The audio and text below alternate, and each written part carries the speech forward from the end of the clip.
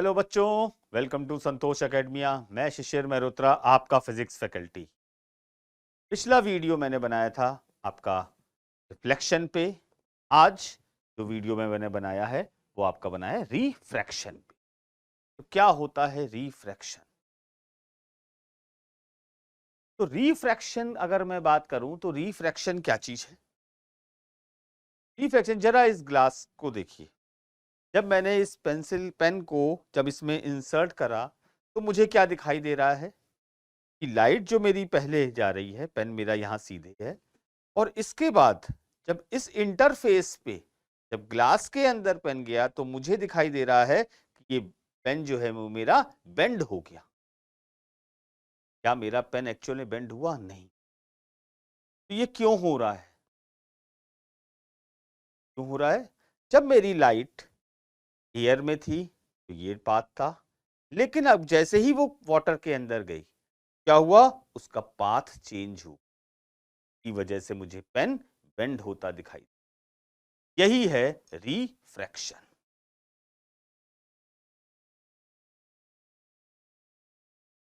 Bending of light when it passes from one medium to another obliquely called refraction of light. अब ये मेरी incident ray आई, जब एक medium से दूसरे मीडियम गई। फॉर एग्जाम्पल मैंने कह दिया ये है मेरा मीडियम 1, ये है मेरा मीडियम 2। तो जब मेरी लाइट मीडियम 1 से मीडियम 2 में गई तो लाइट का पाथ चेंज हुआ, इट बेंड्स। वो अपना जो एक्चुअल पाथ था, एक्चुअल पाथ मेरा क्या होता वाला, अगर से जाती तो बिल्कुल स्ट्रेट ऐसे जाती, लेकिन उसने अपना रास्ता बदल दिया। यही bending of light is called refraction of light. अब ये बेंडिंग हो क्यों रही है? बेंडिंग क्यों होती है? Speed of light changes from one medium to another. एक मीडियम से जब दूसरे मीडियम में लाइट जाती है, क्या होता है कि जो स्पीड है लाइट की वो चेंज हो जाती है, और लाइट की स्पीड चेंज होने की वजह से पाथ चेंज हो जाता है। यही bending of light, this phenomena we called as refraction of light. अब कब स्पीड ज्यादा होगी, कब स्पीड कम होगी, बात करते। तो रिफ्रैक्शन के मेरे क्या रूल्स हैं?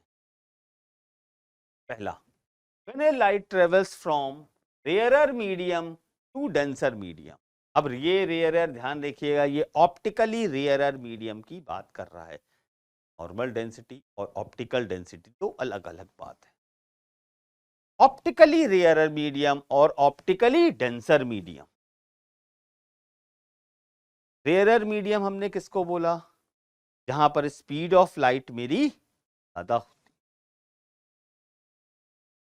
डेंसर, जहां पर स्पीड ऑफ लाइट कम हो जाती। तो लाइट की स्पीड के रिस्पेक्ट में हमने ऑप्टिकली रेयरर मीडियम और ऑप्टिकली डेंसर मीडियम कहा है। तो जब मेरी लाइट रेयरर मीडियम से ऑप्टिकली डेंसर मीडियम में जा रही है, तब उस केस में क्या होगा? Light bends towards the normal. Incident ray, normal क्या था? पॉइंट ऑफ इंसिडेंस, ये जो परपेंडिकुलर मैंने ड्रॉ करा। तो लाइट का जो पाथ है, it bends towards the normal. अगर मैं बात करूं तो ये रास्ता ऐसे जाना था, ये अपने रास्ते से बेंड हो गई नॉर्मल की तरफ। कब होगा? जब रेयरर मीडियम से ऑप्टिकली डेंसर मीडियम की तरफ जब लाइट जाए। और जब मेरी लाइट डेंसर मीडियम से रेयरर मीडियम की तरफ जाएगी, denser medium towards rarer medium, तो क्या होगा? It bends away from the normal. ये रास्ता जाना था इसका, ये नॉर्मल से और दूर चली जाए। तो जब भी लाइट मेरी डेंसर से रेयरर जाएगी, it bends away from the normal and rarer to denser towards the normal. क्यों क्या हुआ? जब डेंसर से रेयरर की तरफ जा रही थी, तो डेंसर, ऑप्टिकली डेंसर मीडियम में स्पीड ऑफ लाइट कम थी। जैसे ही डेंसर से रेयरर की तरफ गई, मेरी स्पीड ऑफ लाइट इंक्रीज कर गई, और उस इंक्रीज की वजह से it bends away from the normal. और जब रेयरर से डेंसर की तरफ गई, तो speed of light denser medium में कम हो गई, इसकी वजह से वो नॉर्मल की तरफ बेंड हो जाती है। और यही बेंडिंग हमारी क्या कहलाती है? Refraction of light. अब जैसे कि हमारे रिफ्लेक्शन में लॉज थे, इसी तरीके से हमारे लॉज ऑफ रिफ्रैक्शन। तो पहला लॉ क्या है? Incident ray, refracted ray and normal lies to the interference of the true transparent medium at a point of incidence and all lie on the same plane। एक ही plane पे लाई करते हैं, मतलब एक ही सरफेस पे लाई करते हैं। Incident ray, refracted ray and normal at point of incidence. अब दूसरा लॉ हमारा क्या होता है कि the ratio of sine of incidence angle to the sine of refracted angle is constant. और ये इसी लॉ को हम एक और नाम बोलते हैं स्नेल्स लॉ। स्नेल्स एक साइंटिस्ट थे, उन्होंने ये लॉ दिया था, उन्हीं के नाम पे हम इस लॉ को बोल देते हैं स्नेल्स। तो अगर if I is angle of incidence, R angle of refraction, तो ratio of sine of incidence angle to the refracted angle is constant, को हम n से रिप्रेजेंट करते हैं। अब इस n को बोला क्या जाता है? का नाम क्या दिया? Refractive x।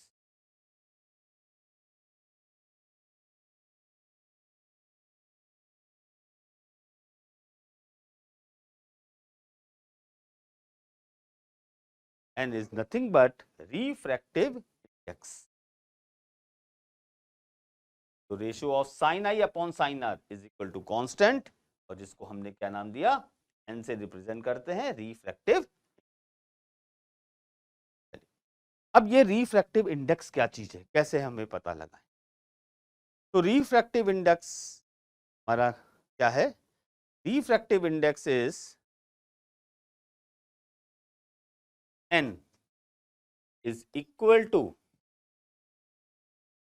is the ratio of speed of light in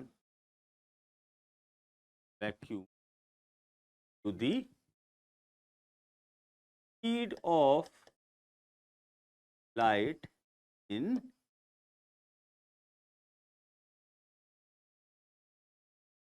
this n is equal to speed of light हम रिप्रेजेंट करते हैं small c divided by.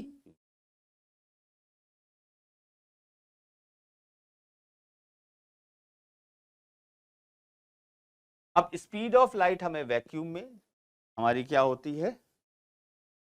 c into 10⁸ metre per second.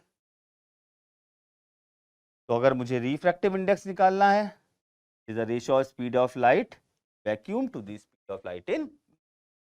इसी रिफ्रैक्ट, जब हम वैक्यूम के रिस्पेक्ट में हम जब बात करते हैं, तो इसी रिफ्रैक्टिव इंडेक्स को एक और टर्म बोल देते हैं, हम क्या बोल देते हैं?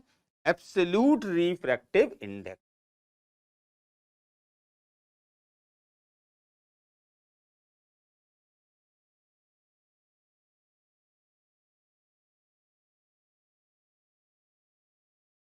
मैंने कहा कि refractive index of glass, particular glass है जिसका रिफ्रैक्टिव इंडेक्स मेरा 1.5 है, तो इसका मतलब ये एब्सोल्यूट रिफ्रैक्टिव इंडेक्स की बात कर रहा हूं विद रिस्पेक्ट टू, मैंने वैक्यूम के रिस्पेक्ट में मैंने।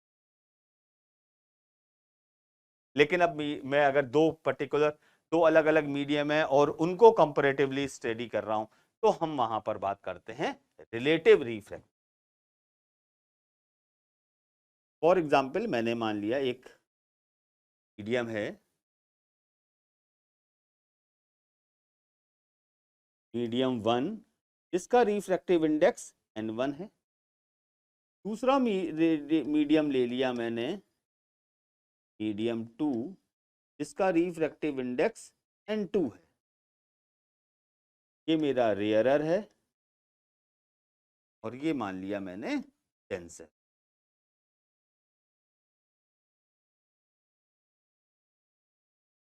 तो जब लाइट मेरी पास होगी, ये मेरी incident ray,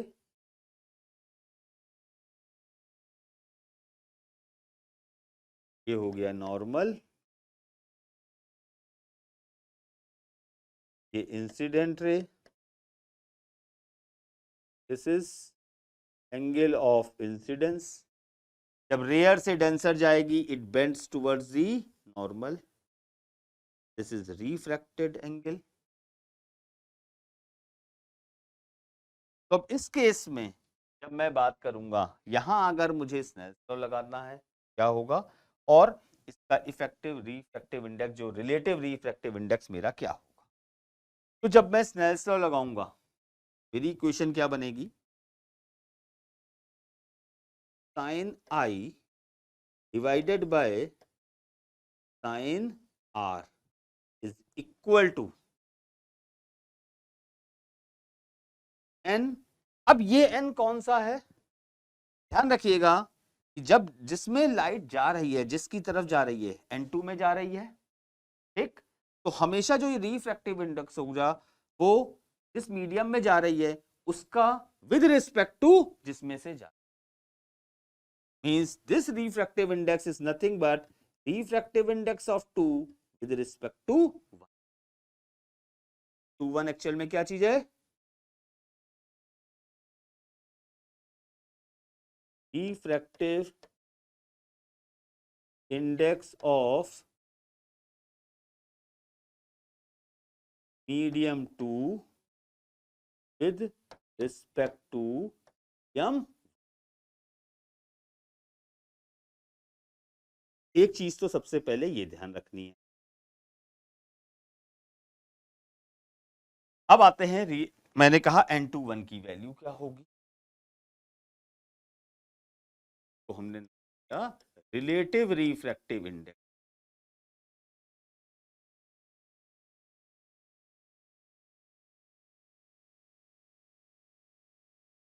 n21 is nothing but refractive index of 2 with respect to 1। तो जिसके रिस्पेक्ट में निकालनी है, refractive index of 2 with respect to n21 is nothing but n2 by n1। अगर फॉर एग्जाम्पल मैं कह दूं refractive index of 1 with respect to 2, अगर मैं n12 की बात करूं, ये क्या है, refractive index of 1 with respect to 2 means 1 by,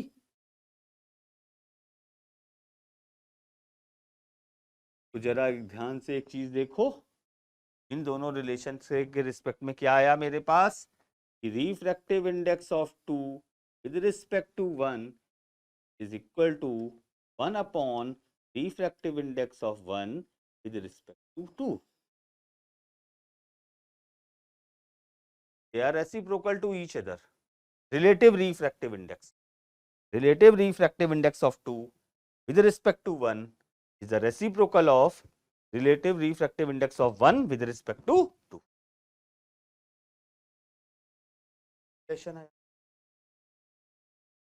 अब रिफ्रैक्टिव इंडेक्स हमने बात करी थी कि जो हमारा रिफ्रैक्शन है उसमें स्पीड ऑफ लाइट चेंज होती, तो किस तरीके से चेंज हो रही, हमने यहां से एक चीज देखी, यहां से मुझे क्या चीज पता लगा कि refractive index is inversely proportional to speed of light in a medium. Means जो मीडियम मेरा जितना ज्यादा ऑप्टिकली डेंसर है वहां पर स्पीड ऑफ लाइट मेरी उतनी कम होगी। क्लियर? तो अगर आपसे कभी पूछा जाए कि आपको टेबल में दे दिया है 3-4 अगर रिफ्रैक्टिव इंडेक्स और पूछा जाए कि इसमें सबसे कम स्पीड किस मीडियम में होगी, मेरा आंसर क्या होगा, मैं क्या कंपेयर करूंगा, कि रिफ्रैक्टिव इंडेक्स मैं सबसे पहले चेक करूंगा कि किसका रिफ्रैक्टिव इंडेक्स सबसे ज्यादा है। जिस मीडियम का रिफ्रैक्टिव इंडेक्स सबसे ज्यादा होगा उस वहां पर स्पीड ऑफ लाइट सबसे कम होगी। अब इस रेशो के रिस्पेक्ट में जरा एक चीज देखिए,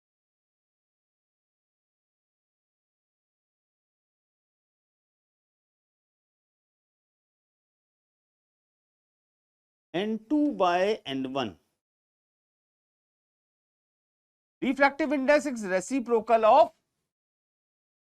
मैंने एज्यूम कर लिया कि यहां पर स्पीड ऑफ लाइट v1 है, यहां स्पीड ऑफ लाइट v2 है, तो N2 by N1 is equal to 1 divided by,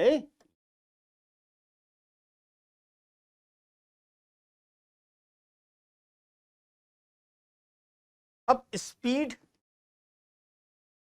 और फ्रीक्वेंसी और वेवलेंथ में क्या रिलेशन होता है, हमें पता है S equal to 2 lambda, speed is equal to frequency multiply, means अब मैं इसको लिख सकता हूं न्यू इनटू, अगर मैं पर्टिकुलर कलर की बात करूं तो उसकी वेवलेंथ, जब भी मेरा रिफ्रैक्शन होगा तो फ्रीक्वेंसी दोनों मीडियम में क्या रहेगी, फ्रीक्वेंसी क्या रहेगी आपकी, frequency of light does not, लेकिन स्पीड चेंज होने की वजह से जो वेवलेंथ है वो चेंज हो जाती है, बट वेवलेंथ ऑफ लाइट, मतलब अगर फ्रीक्वेंसी मेरी चेंज नहीं हो रही है इसका मतलब दोनों की फ्रीक्वेंसी सेम है, इस मीडियम में चाहे इस मीडियम, मैंने कोई भी पर्टिकुलर लाइट सेंड करी, रेड लाइट अगर सेंड करी तो दोनों की फ्रीक्वेंसी तो सेम रहेगी, लेकिन वेवलेंथ मेरी चेंज हो जाएगी इस मीडियम में या इस मीडियम। मैं इस एक्सप्रेशन को ऐसे लिख सकता हूं, लैम्डा 1 बाय लैम्डा,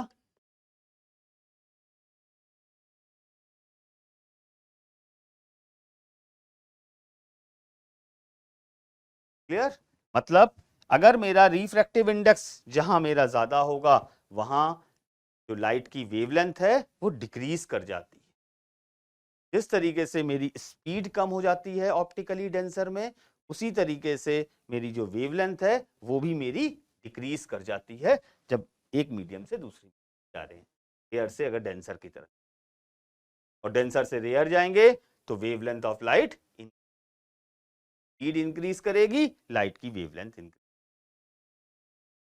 ये रेशियो आप बहुत इंपॉर्टेंट रहता है, इसको ध्यान रखिएगा। तो ये तो था मेरा रिफ्रैक्टिव इंडेक्स के respect. Now condition for no refraction, क्या ऐसी भी कंडीशन होती है जब रिफ्रैक्शन होता ही नहीं है, कौन कौन सी कंडीशन पे रिफ्रैक्शन होगा ही नहीं। पहला केस, जो इंसिडेंट रे है वो परपेंडिकुलर ही इंसिडेंट हो रही, मतलब जिस जिधर मेरा नॉर्मल है परपेंडिकुलर अगर इंसिडेंट होगी तो वो कोई भी बेंडिंग नहीं होगी, बिल्कुल स्ट्रेट चलेगी। अब अगर इंसिडेंट रे परपेंडिकुलर ड्रॉप हो रही है इसका मतलब एंगल ऑफ इंसिडेंस क्या है मेरा, और एंगल ऑफ इंसिडेंस अगर मेरा 0 हो गया तो एंगल ऑफ रिफ्रैक्शन भी मेरा क्या हो जाएगा, मींस नो बेंडिंग,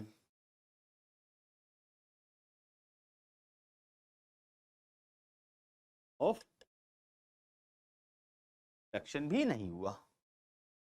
अगला केस, यहां पर देखा था कि दोनों का रिफ्रैक्टिव इंडेक्स अलग अलग था, लेकिन तब भी मेरा रिफ्रैक्शन नहीं एग्जिस्ट। यहां पर मेरा रिफ्रैक्टिव इंडेक्स, अगर दोनों मीडियम का रिफ्रैक्टिव इंडेक्स सेम हो कई बार रिफ्रैक्टिव इंडेक्स को म्यू से या एन से रिप्रेजेंट कर देते हैं, दोनों ही रिफ्रैक्टिव इंडेक्स से, ध्यान रखिएगा। मतलब अगर मेरा दोनों का रिफ्रैक्टिव इंडेक्स अगर सेम है, जो लाइट मैंने इंसिडेंट करी इज गोज टू द,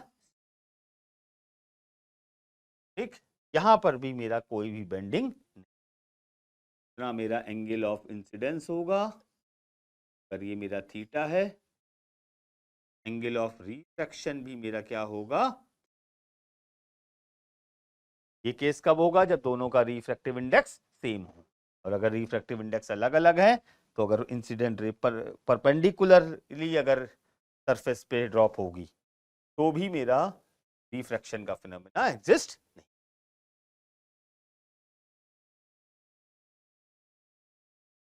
अब एक छोटा सा क्वेश्चन लेते हैं। एक मैंने एक डायग्राम दिया, a ray of light enters from medium A to medium B,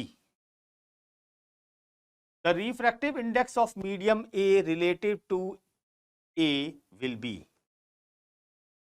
means इसका refractive index of B with respect to A क्या होगा, ग्रेटर देन होगा, लेस देन होगा, इक्वल टू होगा, क्या हो सकता है।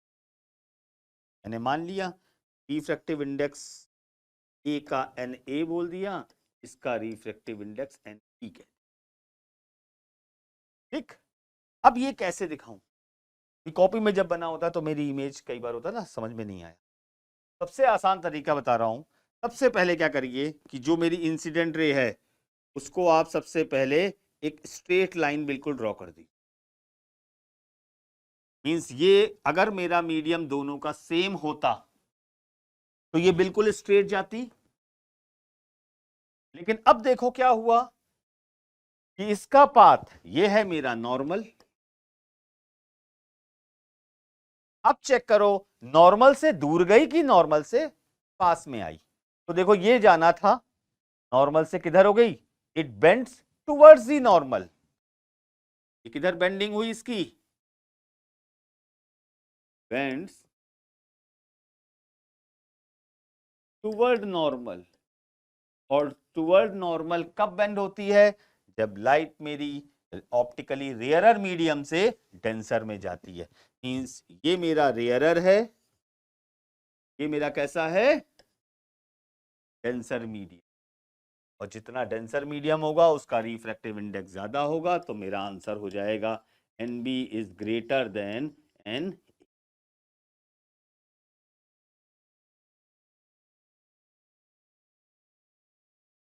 कुछ सेकंड्स में ही आप इस क्वेश्चन का करेक्ट आंसर दे देंगे, कोई चीज याद करने की जरूरत नहीं, कुछ भी कन्फ्यूज।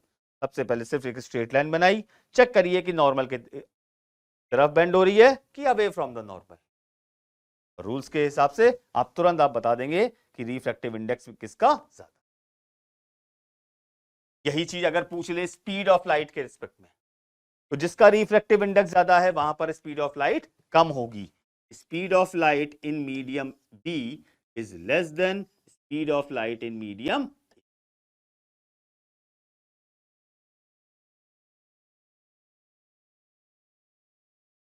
रीजन क्या देंगे, because speed of light is inversely proportional to the refractive index.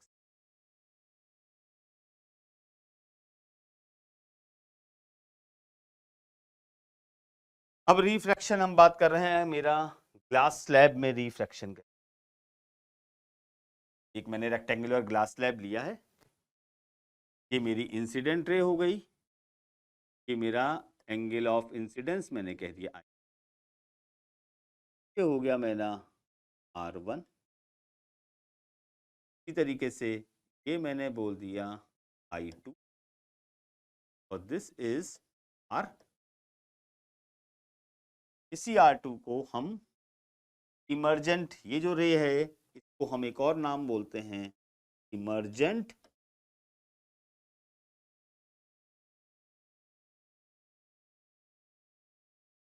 तो इसको एक और लिख देते हैं R2 को ही हम लिख देते हैं स्मॉल ई से, कई बार रिप्रेजेंट करते हैं, ये होता है इमर्जेंट।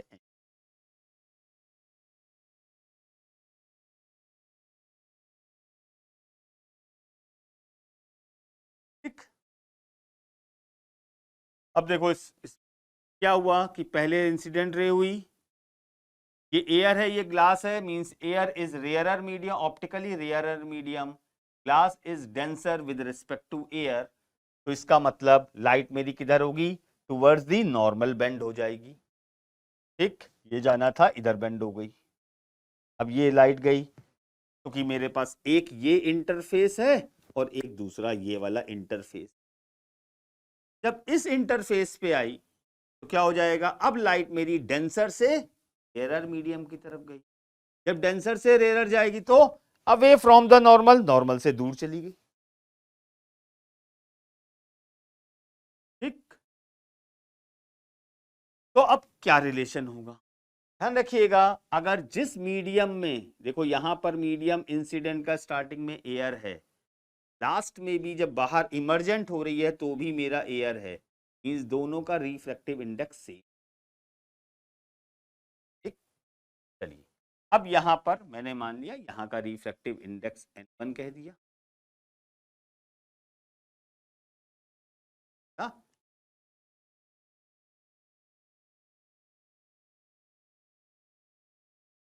तो अब यहां पर अगर मैं इस मीडियम ए बी वाले सरफेस के लिए अगर मैं स्नेल्स लॉ लगाऊं तो मेरा क्या होगा, A B surface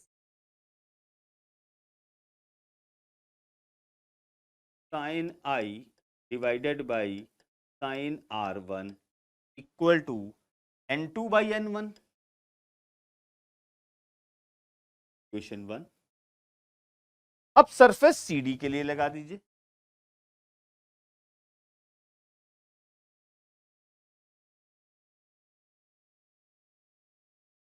sign I2 divided by sine R2 equal to, अब यहां पर क्या हो जाएगा, N1 upon N2।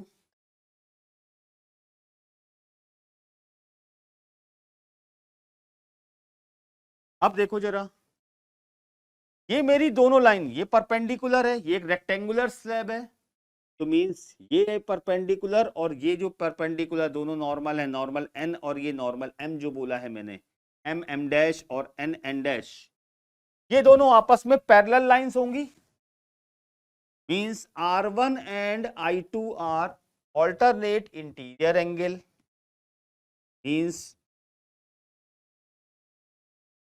Angle R1 is equal to angle I2,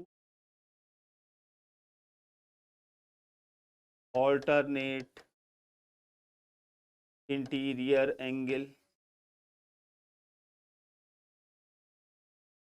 अब मैंने इन दोनों इक्वेशन को 1 और 2 को मल्टीप्लाई कर, मेरी इक्वेशन देखो क्या आई, sine I upon sine R1 sine I2 divided by sine R2 equal to N2 by N1 and N1 by N2 1। और यहां से मैंने क्या देखा कि R1 और I2 इक्वल है, इसका मतलब ये दोनों टर्म भी कैंसिल आउट हो गए। This implies sin I is equal to in 2, therefore angle I equal to angle R2 को हम एंगल E कहते हैं।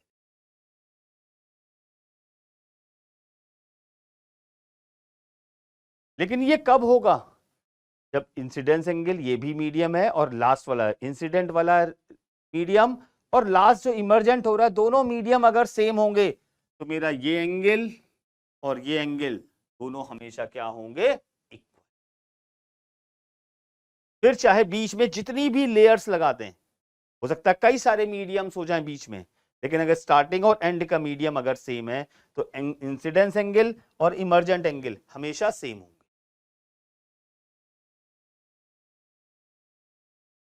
अब देखो मैंने क्या किया, एक और बात, मैंने क्या करा कि ये मैंने इंसिडेंट रे को एक्सटेंड किया और ये मेरी इमर्जेंट रे है।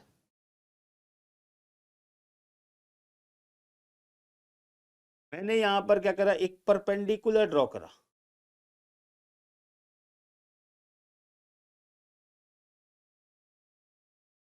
ये जो परपेंडिकुलर डिस्टेंस है, the perpendicular distance between the incident ray and emergent रे कॉल्ड लेटरल इन्वर्जन। क्या बोलते हैं इसको? लेटरल इन्वर्जन और लेटरल शिफ्ट।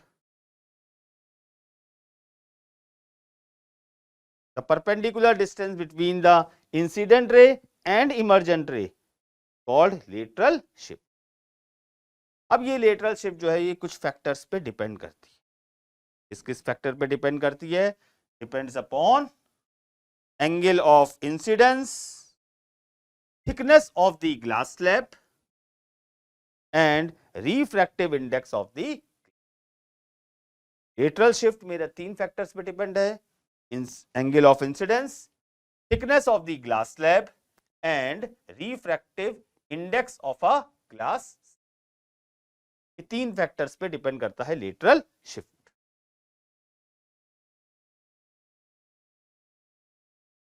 अब हमने क्या करा, ये तो ग्लास स्लैब था, अब स्फेरिकल हमने लेंस। तो स्फेरिकल लेंस क्या है? एक मैंने ग्लास लिया और उस ग्लास, ट्रांसपेरेंट ग्लास को हमने 2 स्फेरिकल पोर्शन कट कर। ठीक, अब किस तरीके से हमने चेंज करा? एक ये स्फेरिकल था, तो अगर मैंने ऐसा लेंस बनाया जिसमें क्या हो रहा है, मैंने ये पोर्शन कट करा, तो इसको मैंने बोल दिया कॉन्वेक्स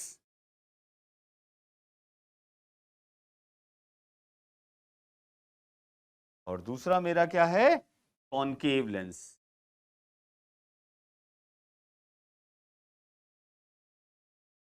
ठीक, अब ध्यान से देखिए तो इसमें क्या हो रहा है?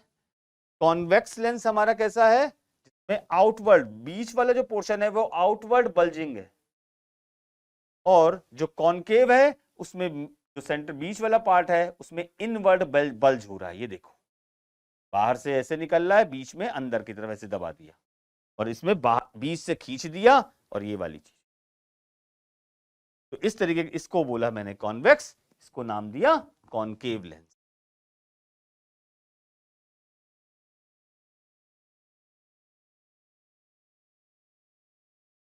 अब कॉन्वेक्स लेंस की खासियत क्या होती है कि पैरेलल जो रे, अगर लाइट की रे मेरी इंटर करेगी कॉन्वेक्स लेंस से, तो it converge at a same point.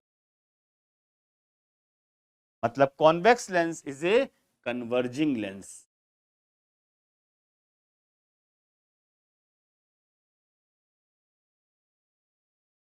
और कॉनकेव लेंस में जब पैरेलल रे जाएगी तो वो डाइवर्ज हो जाती है। It appears to meet at a single point, parallel ray. ठीक, इसीलिए कॉनकेव लेंस जो होता है वो मेरा कैसा होता है? Diverging lens.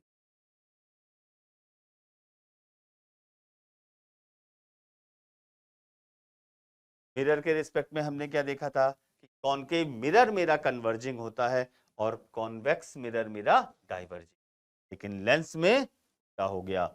लेंस में कॉन्वेक्स लेंस मेरा कन्वर्जिंग होता है और कॉनकेव लेंस मेरा डाइवर्जिंग।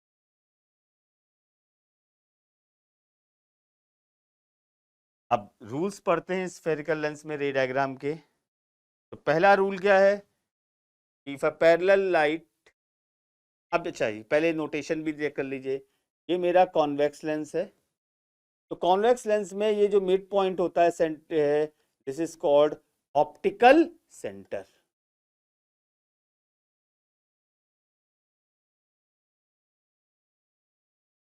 अब लेंस में मेरे 2 पोर्शन हैं, तो इसका मतलब यहां पर 2 हमारे सेंटर ऑफ कर्वेचर। तो यहां पर सेंटर ऑफ कर्वेचर हम शब्द ना बोल के हम क्या बोलते हैं इसको? 2f1 and 2। सिमिलरली इधर एक फोकस f1, दिस इज। हम अभी लेके चल रहे हैं बाई कॉन्वेक्स लेंस, मतलब दोनों तरफ हमारी जो रेडियस है दोनों तरफ सेम है, means this f1 and f2 are equal. सब जगह यही लेके चलेंगे कि दोनों जगह रेडियस जो है वो सेम है, का मतलब ये फोकल लेंथ और ये फोकल लेंथ दोनों सेम होगी। मतलब मिरर में जैसे हम C और F बात करते थे, यहां पर F1 और 2f1 के रिस्पेक्ट में, या F2 या 2f2 के रिस्पेक्ट में बात करेंगे। मतलब 2f1 and nothing but it is a C1 and this is a C1 C2 यहां नहीं बोलते हैं, यहां पर 2f1 2f2। तो अगर कोई रे मेरी पैरेलल है तो रिफ्रैक्शन के बाद कहां से पास होगी? फोकस से। तो फोकस कौन सा होगा? क्योंकि ये पास हो गई है इसलिए f2 से पास होगी। और अगर कोई कॉन्केव लेंस से अगर पैरेलल लाइट आ रही है, इंसिडेंट होगी, तो रिफ्रैक्शन के बाद वो डाइवर्ज होगी। It appears to meet at f1।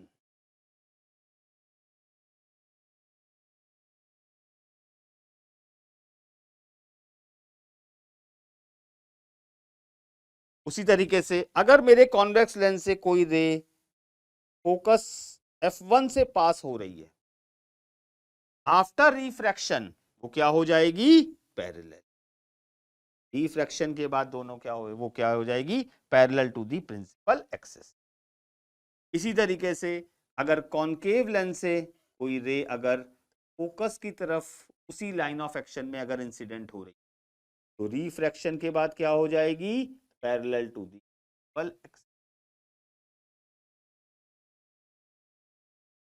Optical centre से अगर कोई पास हो रही है, मिरर में सेंटर ऑफ कर्वेचर वाली रूल था, यहां अगर कोई रे ऑप्टिकल सेंटर से अगर पास होगी तो वो स्ट्रेट हो जाएगी, कोई भी रीजन सीधे स्ट्रेट हो जाएगी, बेंडिंग ऑफ लाइट नहीं होगी। इसी तरीके से कॉन्केव में अगर ऑप्टिकल सेंटर से पास होगी वो स्ट्रेट चली। तो ये मेरे रूल्स हैं और इन्हीं के बेसिस पे हम अलग अलग पोजीशन पे इमेज की नेचर देखें। तो formation of different types of images bye पहले हम बात करेंगे कॉन्वेक्स लेंस की। तो पहला केस मेरा क्या है? Object is in between optical centre and f1। Object मेरा ऑप्टिकल सेंटर और f1 के बीच में रखा है। वही तीन में से कोई भी दो रे ले लिया मैंने। पैरेलल रे f2 से पास हुई, ऑप्टिकल सेंटर से जो पास हो रही है वो स्ट्रेट चली जाएगी। तो इसको मैंने, यहां तो डाइवर्ज हो रही है तो मैंने पीछे बढ़ाया और क्या देखा कि वो 2f1 के पीछे बियॉन्ड 2f1 इमेज फॉर्म होती हुई, नॉट अ रियल इमेज। कैसी बनी? Virtual image. एक्चुअल में तो मिल नहीं रहे हैं, इट अपीयर्स वर्चुअली। ये इमेज का नेचर कैसा हो गया? पहली बात वर्चुअल इमेज।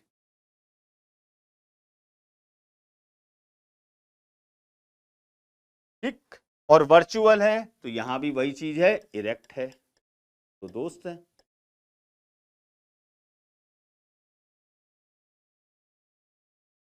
ये साइज लिया था बड़ा हो गया, मींस एनलार्ज।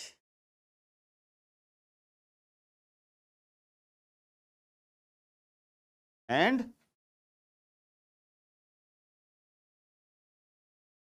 बियॉन्ड 2f1 के पीछे बनी।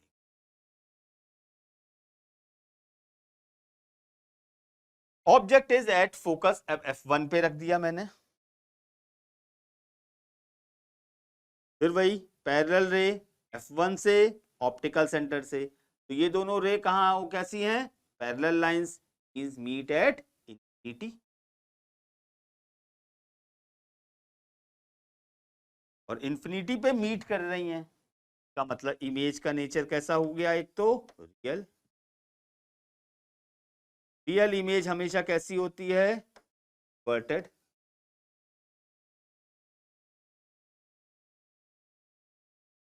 enlarge the size of image is highly enlarged, you can also say। और इमेज कहां बनेगी? At infinity. पोजीशन और नेचर मैंने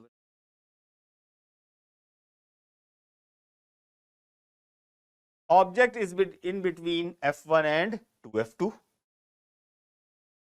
f1 और 2f1 के बीच में है, f1 and 2f1। Object is in between f1 and 2f1.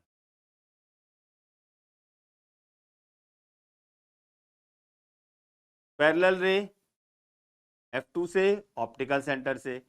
ये देखो इमेज कहां बनी, पहली चीज real inverted enlarge and beyond 2f2, 2f2 के आगे बने। ऑब्जेक्ट अगर मैंने 2f1 पे रख दिया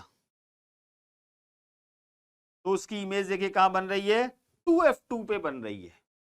means image at 2f2 real inverted and same size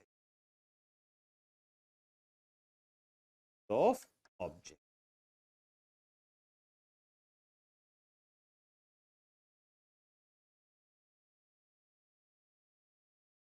object को अब मैंने बियॉन्ड 2f1 रखा, फिर उन्हीं रूल से मैंने रे डायग्राम बनाया कि इमेज कहां बन गई, देखो between f2 and 2f2, f2 and 2f2 real inverted और डिमिनिश।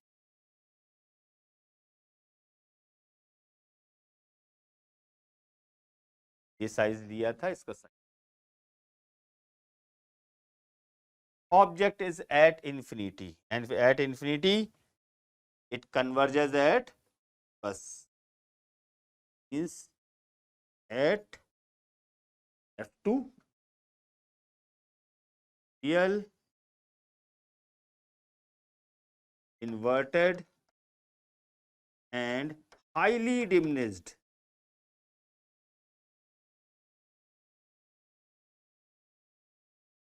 means point size।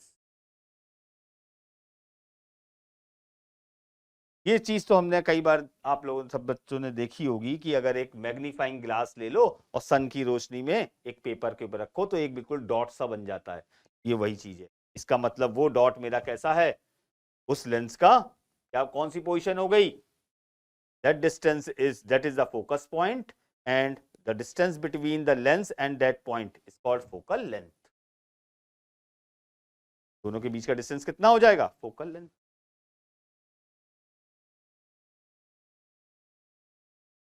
अब कॉनकेव लेंस के लिए देख लेते हैं।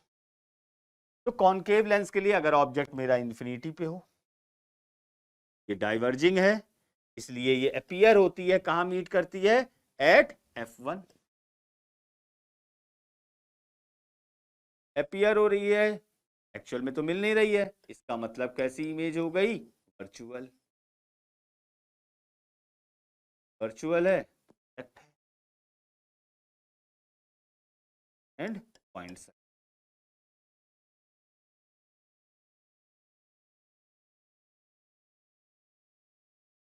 Object between optical centre and infinity, optical centre या इंफिनिटी के बीच में कहीं पर भी रखा हो, फुल एंड पे नहीं है, इन बिटवीन एक फाइनाइट पोजीशन पे, तो उसकी इमेज देखो, पैरेलल रे appears to meet at f1 और जो ऑप्टिकल सेंटर से गई वो स्ट्रेट चली गई। तो देखो इमेज उसकी कहां बन रही है, इस पोजीशन पे। मतलब पहली बात तो वर्चुअल डायरेक्ट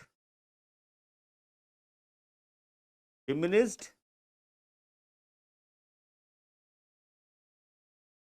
और कहां पर बन रही है, देखिए between optical centre and f1, optical centre and.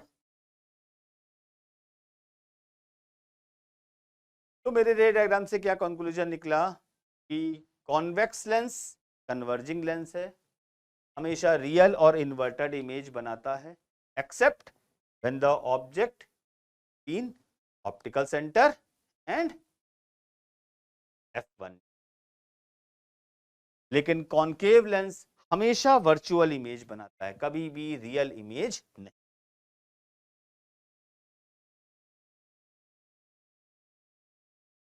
अब लेंस फॉर्मूला, लेंस फॉर्मूला क्या है कि अगर मैंने एज्यूम कर दिया कि मेरा ऑब्जेक्ट डिस्टेंस अगर u है from the lens, image distance d and focal length f हो, then 1 upon f is equal to 1 upon v minus 1 upon by f is equal to 1 by v minus 1 by। Mirror से अगर याद रखें तो mirror में यहां पर plus होता है, लेंस में यहां माइनस। मैग्निफिकेशन सेम है, it is the ratio of height of image divided by height of object. यहां थोड़ा सा चेंज है, इक्वल टू v अपॉन, पर मिरर में माइनस v अपॉन u था, पर प्लस v।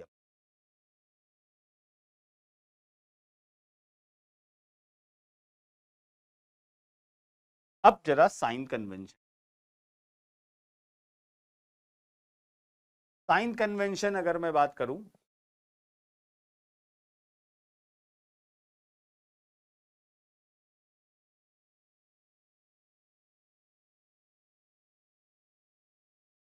साइन कन्वेंशन में बिल्कुल वैसे ही है काफी तक।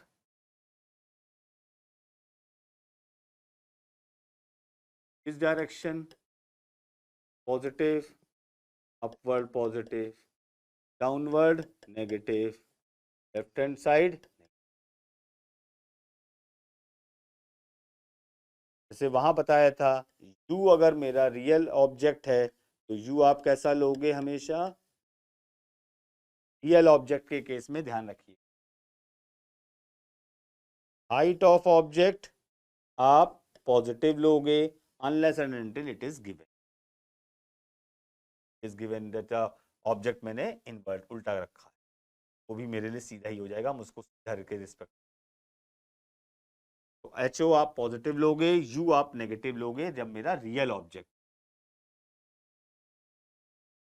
अब इसी बेसिस पे फोकल लेंथ एफ की बात करूंगा, तो अगर मेरा कॉन्वेक्स है तो आप फोकल लेंथ पॉजिटिव लेंगे, और अगर मेरा कॉनकेव है तो फोकल लेंथ नेगेटिव लेंगे।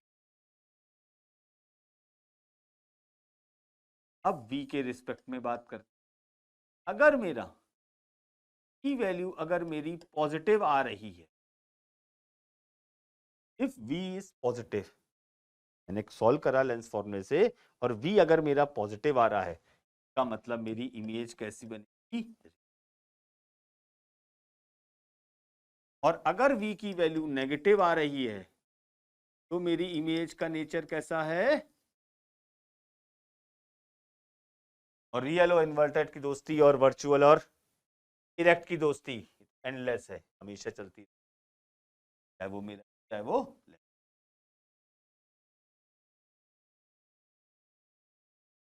इफ हाइट ऑफ इमेज की अगर मैं बात करूं, अगर हाइट ऑफ इमेज अगर मेरी पॉजिटिव है, का मतलब डायरेक्ट इमेज, और हाइट ऑफ इमेज अगर मैंने सॉल्व करा और माइनस में आ रही है, का मतलब वो कैसे है,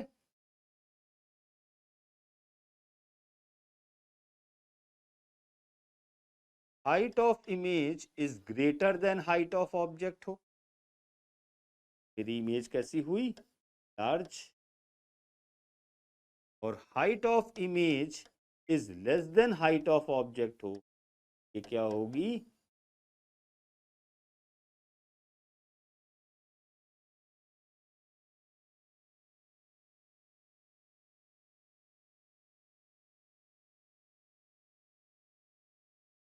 मैग्निफिकेशन की अगर मैं बात करूं,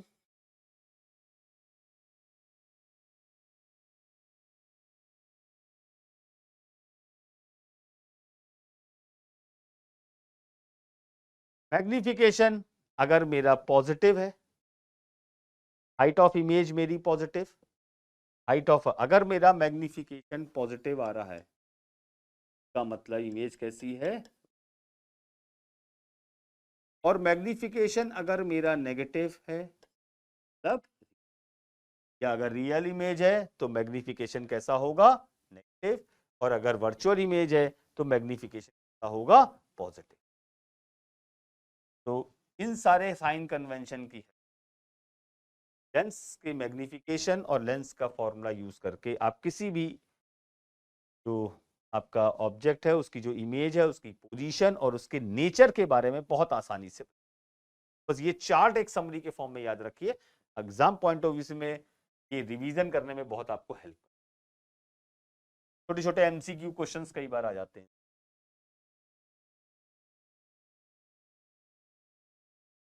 अब एक क्वेश्चन ले रहे हैं, an object is placed at 30 centimetre in front of a convex lens, मतलब ये कौन सी लेंस से ऑब्जेक्ट का डिस्टेंस, तब क्या हो गया, ये रखा है 30 सेंटीमीटर, क्यों हम क्या लेते हैं, फोकल लेंथ 10 सेंटीमीटर, कॉन्वेक्स है इसलिए फोकल लेंथ क्या हो गई, अब lens formula 1/v minus 1/u equal to 1/f, तो 1/v is equal to 1/f plus 1/,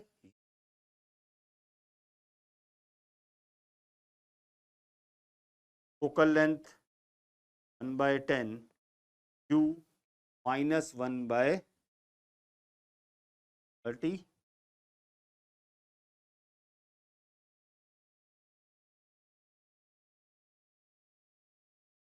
by 30 is equal to 3 centimetre, और जैसे ही 50 सेंटीमीटर आया v मेरा पॉजिटिव है, का मतलब अगर मैं नेचर की बात करूं, ये तो इसकी पोजीशन हो गई, अगर मैं नेचर की बात करूंगा तो नेचर कैसा हो गया, पॉजिटिव है, मतलब रियल इमेज रियल इन्वर्टेड होती है। अब अगर मैं मैग्निफिकेशन की बात करूं तो m होता है मेरा e/u,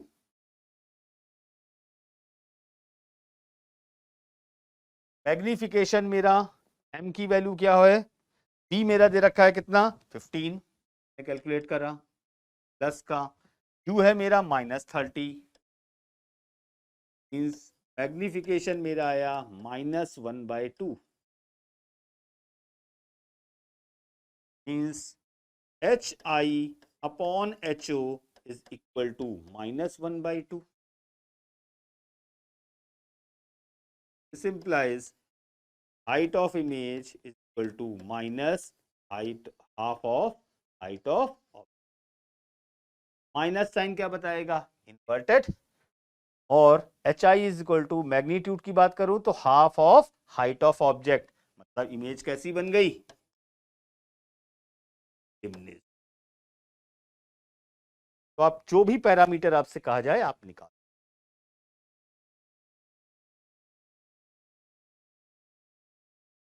अब नेक्स्ट बात करते हैं पावर ऑफ ए लेंस, तो पावर ऑफ ए लेंस क्या चीज है, power of lens, it is the ability of a lens to converge or appear to converge the ray of light. Power of a lens, power of a lens क्या चीज है, ये lens की ability है कि वो रे ऑफ लाइट को कितना कन्वर्ज या डाइवर्ज कर सकती है, इस एबिलिटी को बोलते हैं power of a lens, ability to converge और diverge a ray of light.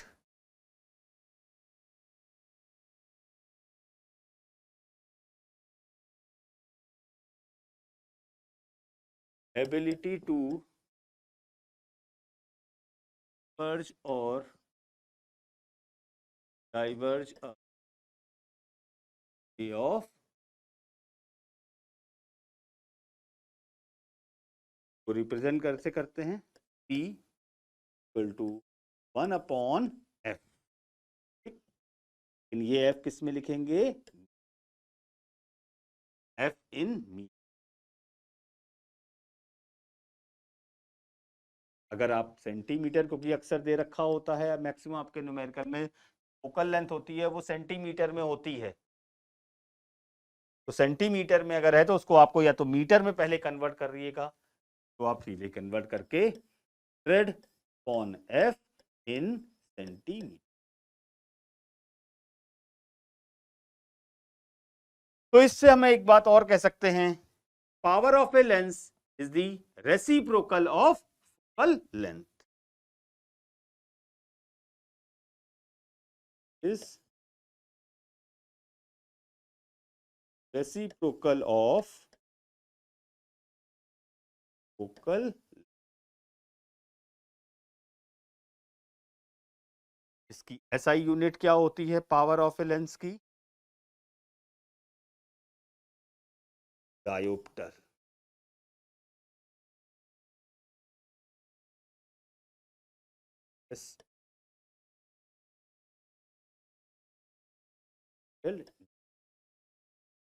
SI unit of power of a lens is dioptre.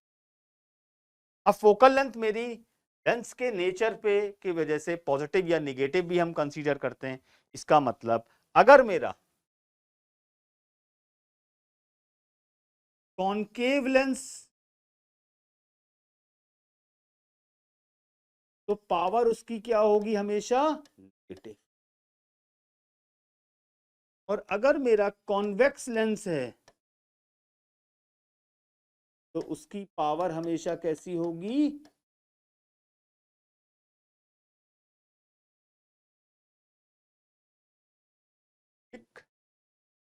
मतलब क्योंकि कॉनकेव लेंस में फोकल लेंथ हम लेते हैं नेगेटिव, इसलिए पावर भी मेरी नेगेटिव आएगी।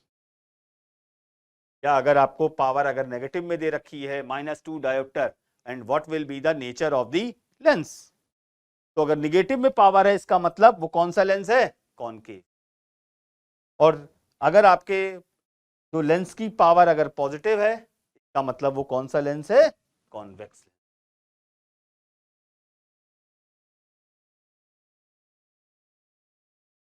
ये तो यहां तक ये बात आई।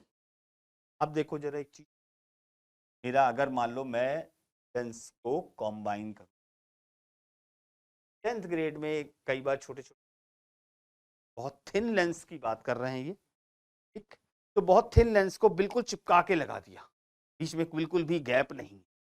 हम इस तरीके से अगर किसी थिन लेंस को बिल्कुल कंबाइन कर, ठीक, तो उस केस में हमारी जो total power of the combined lens वो क्या होगी, sum of all the power.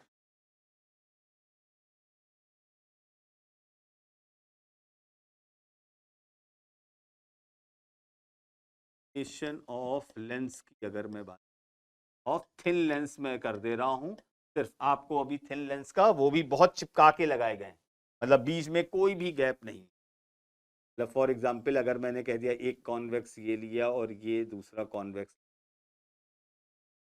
एक बहुत थिन है और बिल्कुल चिपका के लगा दिया, इसकी फोकल लेंथ मान लीजिए f1 कह दिया, इसकी फोकल लेंथ मैंने f2।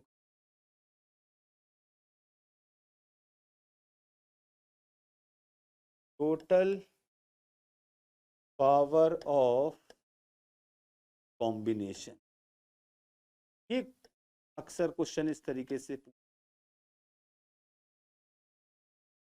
लेंथ में। तो यहां पर क्या करेंगे, फोकल लेंथ कभी ऐड नहीं होती है, एक तो पहली चीज ये ध्यान रखिएगा। तो जो टोटल पावर होगी क्या होगी, सम ऑफ ऑल दी, उनकी पावर ऐड होंगी, फोकल लेंथ ऐड नहीं। P1 की वैल्यू क्या हो जाएगी मेरी, P1 is nothing but 1/f1, मैं मीटर में ले रहा हूं, और P2 1/f2। तो टोटल पावर हो जाएगी सम ऑफ ऑल द इंडिविजुअल। अब इस पे देखो एक क्वेश्चन है,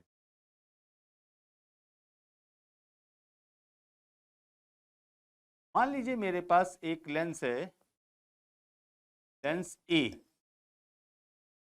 की जो पावर है is plus dioptre, lens B power जो है -4 डायोप्टर।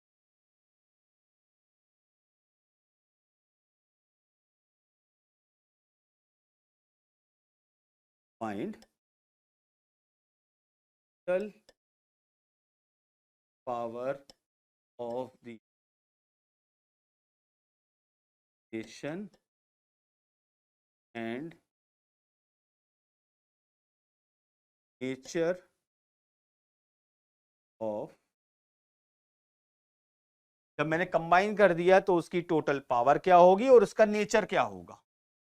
तो टोटल पावर तो मुझे पता है क्या होती है, 1, दोनों पावर, दोनों की पावर। अब ये क्या हो गया, 2 + 4 माइनस, तो टोटल पावर मेरी निकल के आई -2 डायोप्टर। तो टोटल का पावर तो मुझे पता लग गई।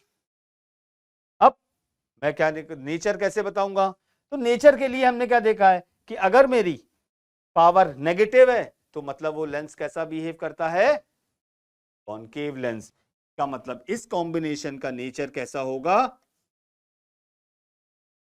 Combination behaves as concave. यही अगर टोटल पॉजिटिव आ जाता तो उस केस में क्या होता, वो कॉम्बिनेशन कैसा बिहेव कर रहा है, कॉन्वेक्स लेंस।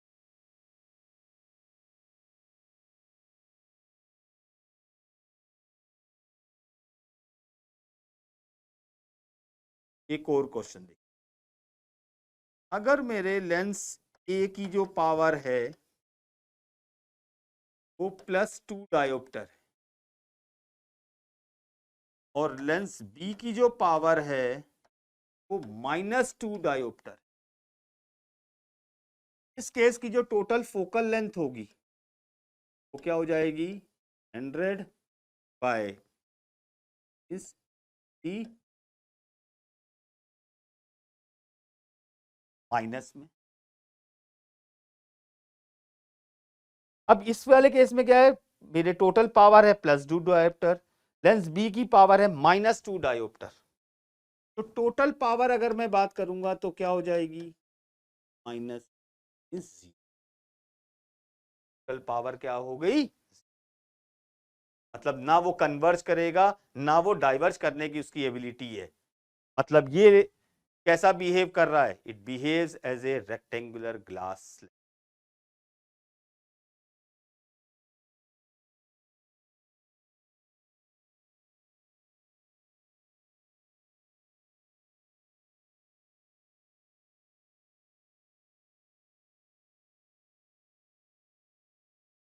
और इसकी फोकल लेंथ क्या हो जाएगी, 1 total power 1/0 means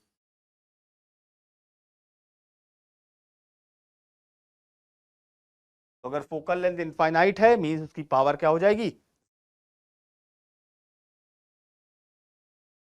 thank you, बने रहिए इसी तरीके से हमारे साथ संतोष एकेडमिया के